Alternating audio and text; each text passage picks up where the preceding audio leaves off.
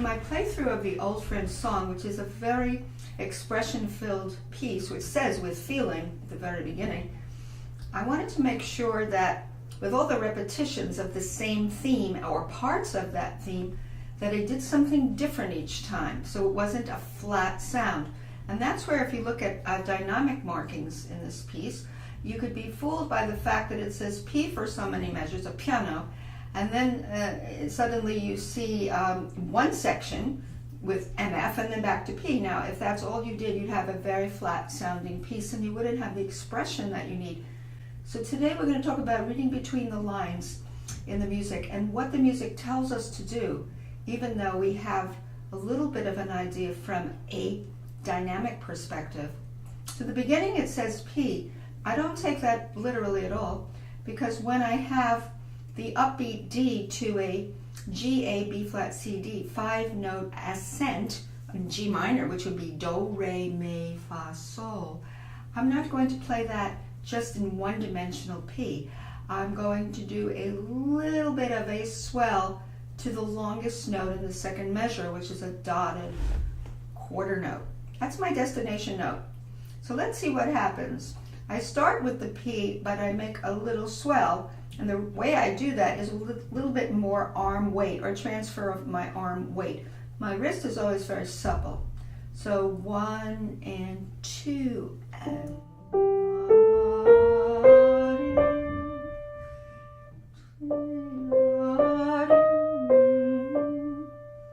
now do something different here. Back in the keys.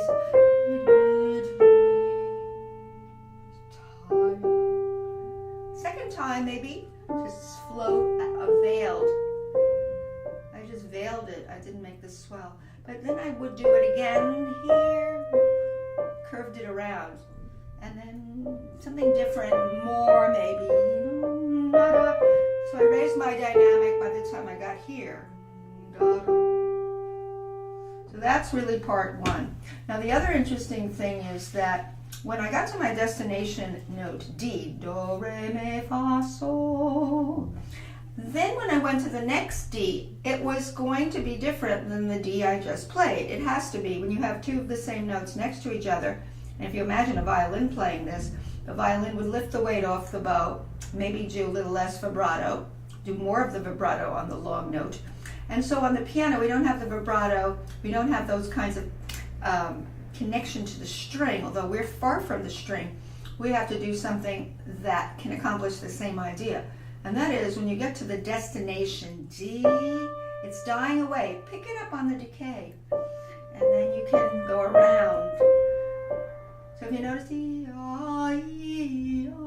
so it becomes a little loop around there instead of a flat C, D, E flat, C. And there again, you have to have inside your head, what do we want to hear before you play it?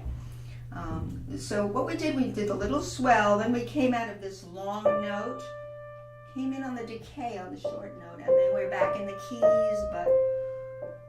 and now it comes again. So here I would probably do a little bit more. So I'm more dead weight. Now here, I just veil it.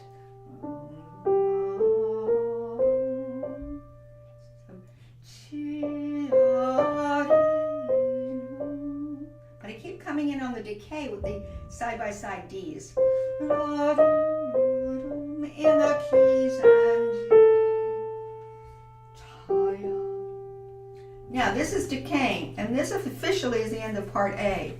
Now part B is very interesting because when you hear the left-hand part, which you've already heard, that coincides with the right hand in part A, it kind of moves in a kind of chordal way. There's underlying feelings of chordal harmony. There's not really any real counterpoint.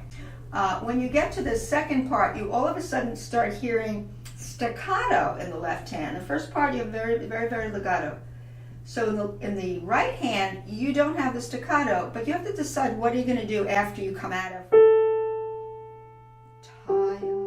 This is decaying, so come in on the decay. Now this is another G. Do it differently. Differently, second C. mean, on the decay, it's very soft. And there's a crescendo to there.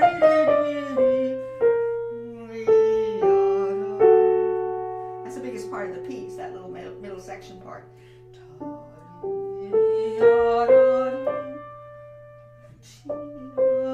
Curve around. Pick it up on the decay, the next D. Maybe softer, bigger.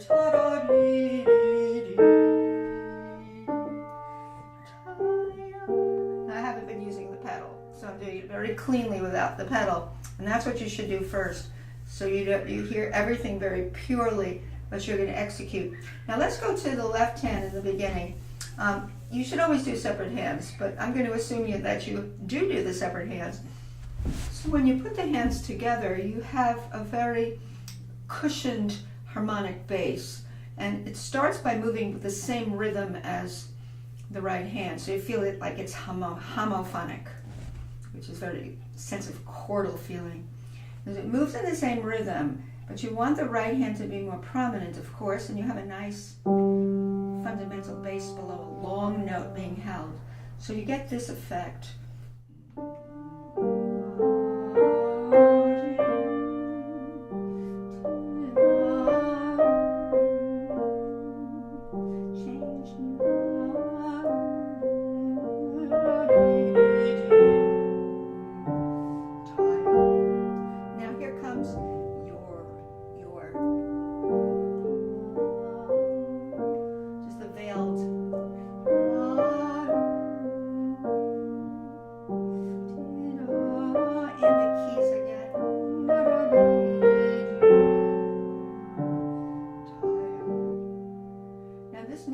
Is going to have pizzicato, or I hear strings plucking.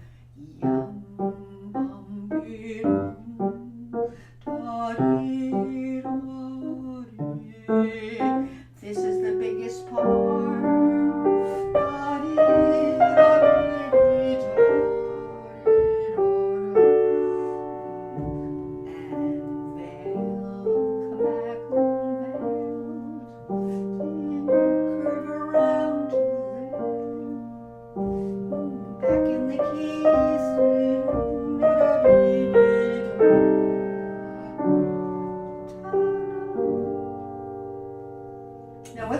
Tricky is this middle section, because while you have that horizontal pizzicato, and what I would do to practice it is first do it legato,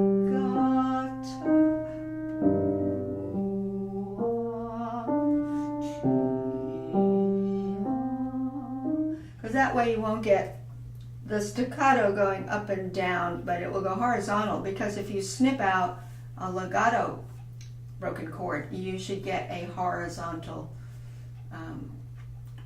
pizzicato or staccato instead of ba ba ba ba.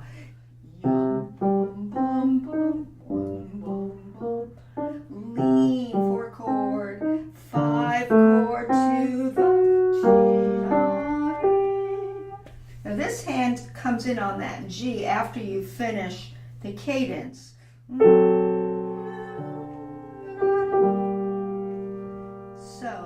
Soft G,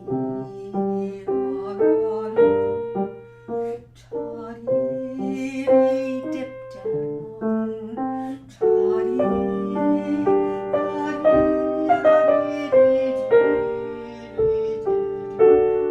now back to veil it, curve it.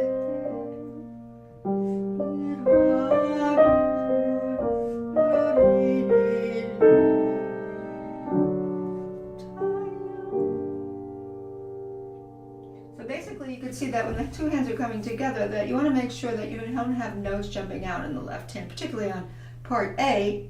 The star is the right hand. In part B, even the pizzicato, or the staccato, pizzicato means pluck the string, is going horizontal, and you're thinking of harmonic relationships. 4 chord, 1 chord, 4 chord, 5, 7, 1. That's what's happening when you break those chords. That you have a harmonic sense of what's happening. Now, four chords generally like to shrink a little bit down to one chord. Like in church, you go four chord, amen. And basically, that's what's happening, four chord, one chord, but it's not cadencing, it's just going horizontally in measure to measure. But still,